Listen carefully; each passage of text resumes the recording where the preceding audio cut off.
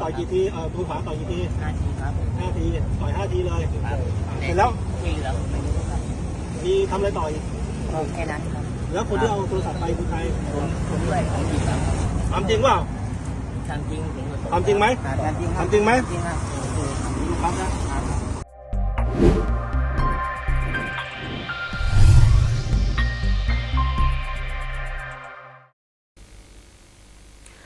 สวัสดีท่านผู้ชมยินดีต้อนรับเข้าสู่รายการ Talk the New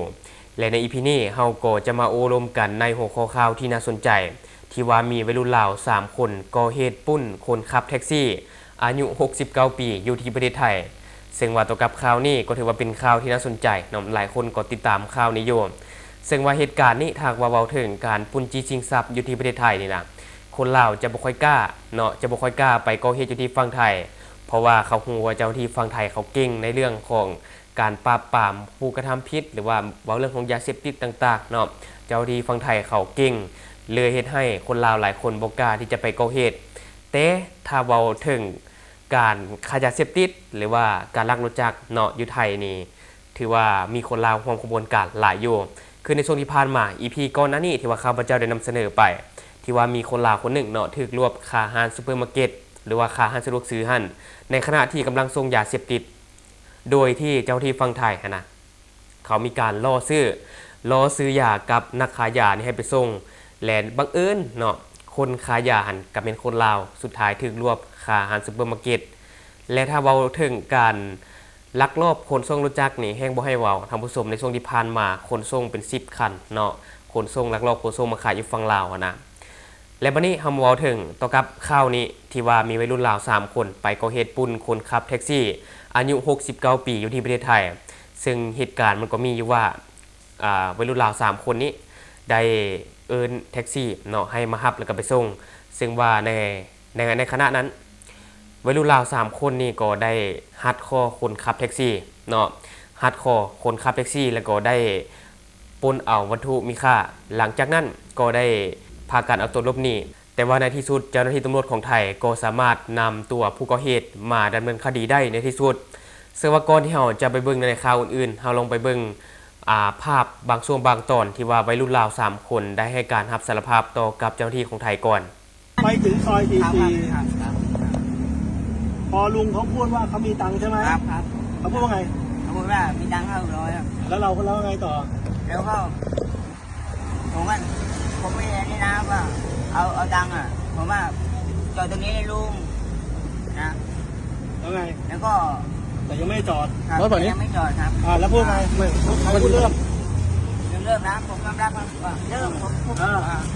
วไงต่อใครทำแต่ว่ารัดคอแล้วไงต่อใครต่อยผมไม่ได้ต่อยครับที่แรกผมไม่ได้ต่อยครับผมล้วงกระเป๋าข้างหน้าเขาแล้วเขาสู้ผมเขาสู้ครับแล้วต่อยมือไหนต่อยมือไหนครับมือซ้ายต่อยกี่ทีมือขวาต่อยกี่ที5 ทีครับ5 ทีต่อย5 ทีเลยเสร็จแล้วที่เหลือผมไม่รู้ครับมีทำอะไรต่อยแค่นั้นครับแล้วคนที่เอาโทรศัพท์ไปคือใครผมด้วยของจริงครับทำจริงเปล่าทำจริงไหมทำจริงไหมจริงครับดูครับนะ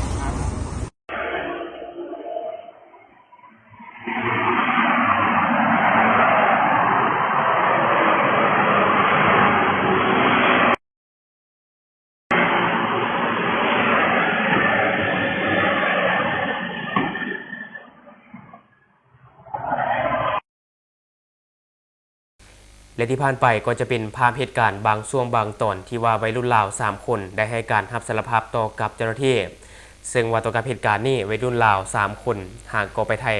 ได้10 กว่าวันเนื่องจากว่าบ่มีเงินซื้อข้าวซื้อน้ำและเนาะบ่มีเงินซื้อข้าวซื้อน้ำแล้วก็ได้ไปก่อเหตุปุ้นคนขับแท็กซี่ปุ้นเอาวัตถุมีค่าแต่สุดท้ายก็บ่รอดจะเบาไปแล้วก็คือว่ามีความกล้าแต่ว่ากล้าผิดวิธีเนาะน่าจะกล้าหาเวียกหางานอันนี้น่าจะดีกว่าซึ่งมาข่าวตัวนี้ข้าพเจ้าจะมาจากเพจข่าวของไทยที่มีชื่อว่าข่าวชัดประเด็นจริงที่ว่าเขาจะได้ลงเอาไว้ก็คือในวันที่13 ตุลาคม 2025 ที่ผ่านมาเจ้าหน้าที่ตำรวจชุดสืบสวนกองกำกับสืบสวน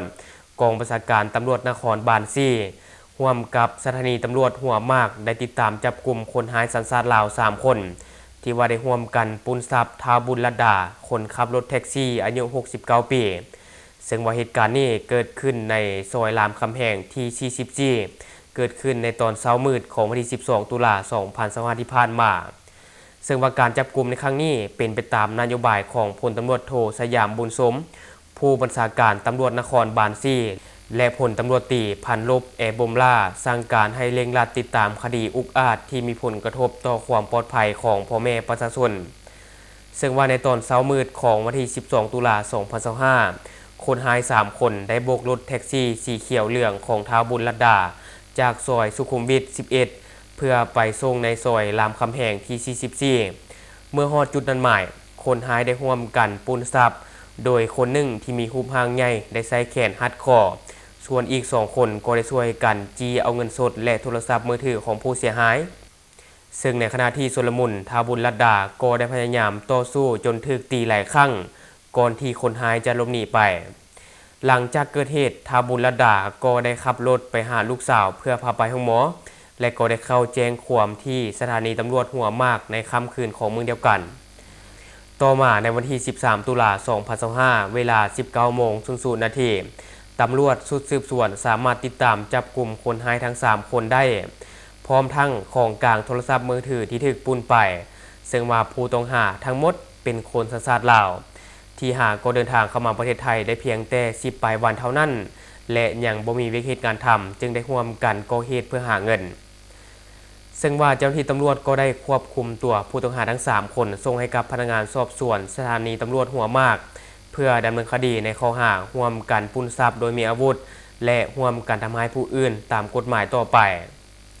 ทั้งนี้ตำรวจนครบาลได้แจ้งเตือนให้กับพ่อแม่ประชาชนในพื้นที่ถ้าหากพบเห็นพฤติกรรมในลักษณะเดียวกันหรือสงสัยว่ามีผู้ขออภัย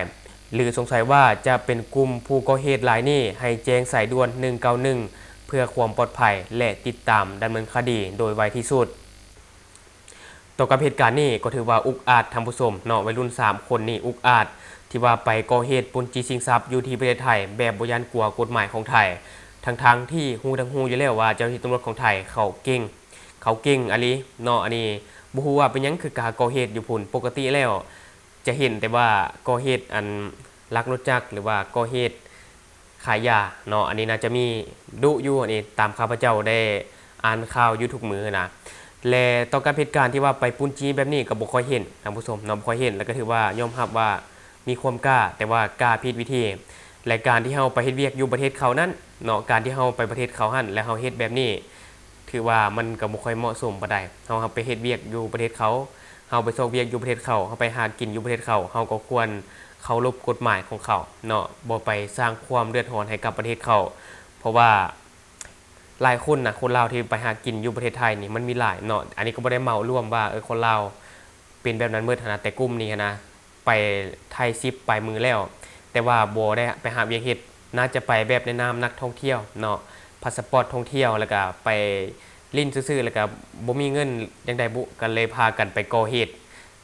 ปุ้นนี่นะเนาะสุดท้ายก็บ่รอดอันนี้ก็ต้องชมเชยเจ้าหน้าที่ตำรวจแล้วก็ฝากเตือนเอาไว้สำหรับผู้ใดที่จะก่อเหตุเนาะส่วนหลายนี่ถ้าหากว่าไปก่อเหตุอยู่ฝั่งไทยนี่บ่ค่อยจะรอดดอกเพราะตำรวจไทยเขาเก่ง